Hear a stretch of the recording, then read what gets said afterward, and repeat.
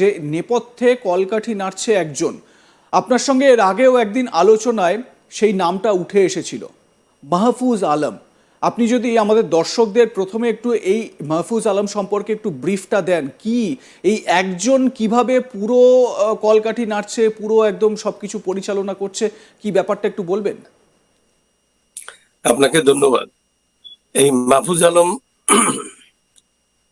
আমরা তার পরিচয় দেওয়ার আগে সে নিজেই তার পরিচয় সে ঘোষণা করছে বিভিন্ন ইয়াতে, সোশ্যাল মিডিয়াতে সে তার বক্তব্য নিয়ে আসছে। কখনো গৃহযুদ্ধের হুমকি দিচ্ছে। এই ডক্টর মোহাম্মদ ইউনূস, যাকে মাস্টার মাইন্ড বলছে 5ই অগস্টের হ্যাঁ।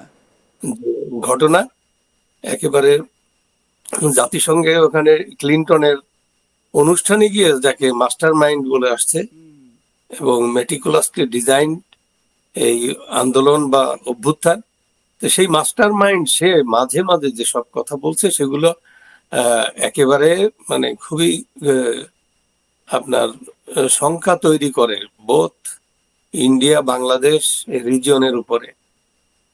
কারণ সে সরকারের থেকেই সে গৃহযুদ্ধের কথা বলে। সে যুদ্ধ শেষ হয়নি আমাদের, অস্ত্র তার লোকজন সবাই মিলে তারা বলে যে অস্ত্র আমরা যে কোনো মুহূর্তে অস্ত্র হাতে নেব। এই আর কি, তারা একটা সরকারের থেকে যেভাবে এইসব ভায়োলেন্সের কথা নির্দ্বিধায় বলে যাচ্ছে। এবং ভারতের দেশে রিসেন্টলি যে সে একটা ম্যাপ রিলিজ করছে এবং ম্যাপের সাথে সে যে বক্তব্য দিয়েছে, যদিও 2 ঘন্টা পর সে ওটা তুলে নিয়েছে, কিন্তু তার মনের ভিতরে যা আছে এবং সে বক্তব্য তো অলরেডি চলে গেছে সোশ্যাল মিডিয়াতে, ওটা তার ধরে রাখতে পারে। মানে ততক্ষণে যা কাজ করার যাই করে হোক, গেছে। এখন সে যা করার করে গেছে এবং পরে তুলে নিছে, কিছু করার নেই, কিন্তু ড্যামেজ ইজ ডান।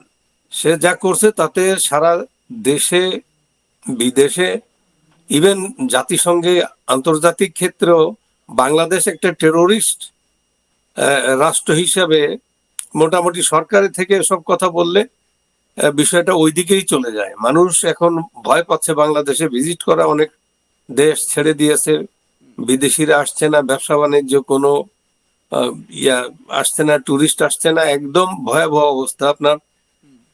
তার ছাড়াও যে ঘটনাটা ঘটছে, দুই দিকে আপনার ভারত বাংলাদেশ উত্তেজনা আরো বেড়ে গেছে।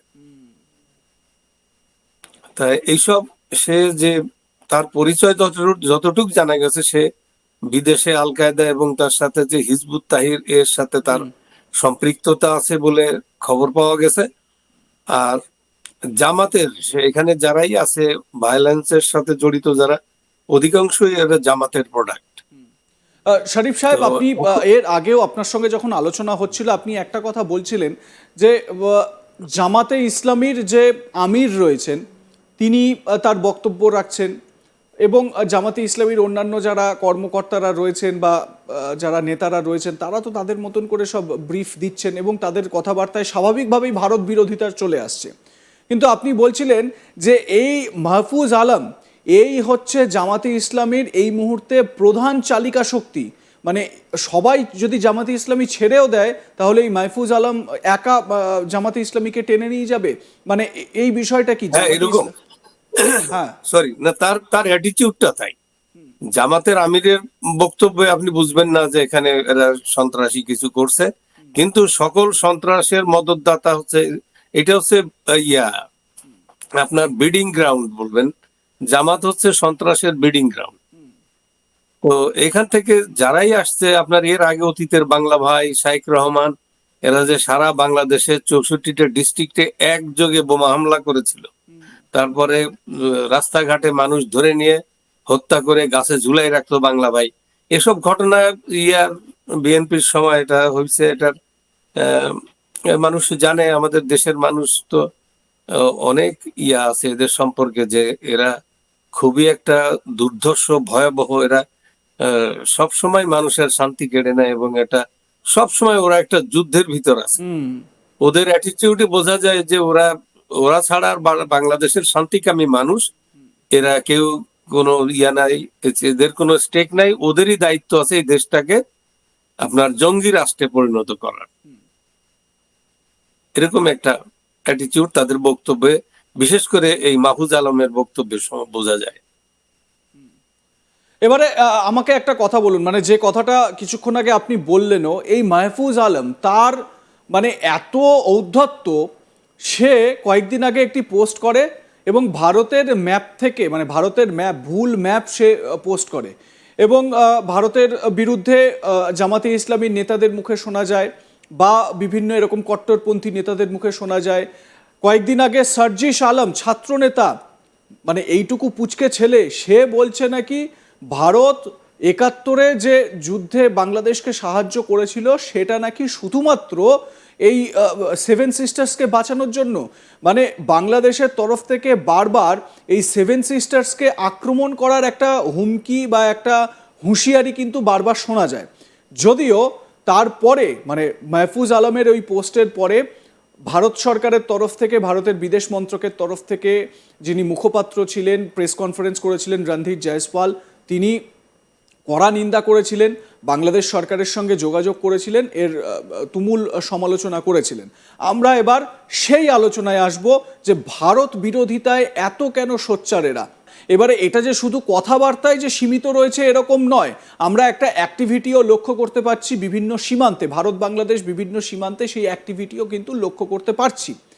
প্রশ্ন হচ্ছে যে মাহফুজ আলম বা তার মতো এই সমস্ত লোকেরা তারা কেন এই জায়গাটাকেই বারবার স্ট্রাইক করছে। মানে ভারত বিরোধিতা করে আখেরে তো কোনো লাভ হবে না, উল্টে লোকসানই হবে, কিন্তু তাও এই ভারত বিরোধিতা করাটা কেন? কারণ এই বাংলাদেশের স্বাধীনতা সংগ্রামে ভারত যে সক্রিয় সহযোগিতা, যে ১ কোটি লোককে আশ্রয় দিয়েছে, তারপরে মুক্তিযোদ্ধাদের ট্রেনিং, অস্ত্র সবকিছু দেওয়ার পরও যখন একসাথে কাঁধে কাঁধ মিলিয়ে মুক্তিযোদ্ধাদের সাথে যুদ্ধ করে বাংলাদেশের স্বাধীনতা ছিনিয়ে এনেছে, আমরা ১৬ই ডিসেম্বর আমরা বিজয় দিবস উদযাপন করছি, আর ওদের পরাজয়। তো ওদের এই পরাজয়ের গ্লানি তো ওরা ভুলতে পারেনি, কারণ ভারত না হলে বাংলাদেশ স্বাধীন হতো না, এটা ওরা বুঝে। এই জন্য পাকিস্তানে, ওদের স্বাদের পাকিস্তানের বিরুদ্ধে, যে পাকিস্তানের সেনাবাহিনী আমাদের দেশের মা বোনদের ইজ্জত লুট করলো, আমাদের দেশের মানুষকে নির্বিচারে হত্যা করলো, গণহত্যা, মানে লক্ষ লক্ষ, আপনার ৩০ লক্ষ লোক শহীদ হলো, আর ২ লক্ষের উপরে মা বোনের সম্ভ্রম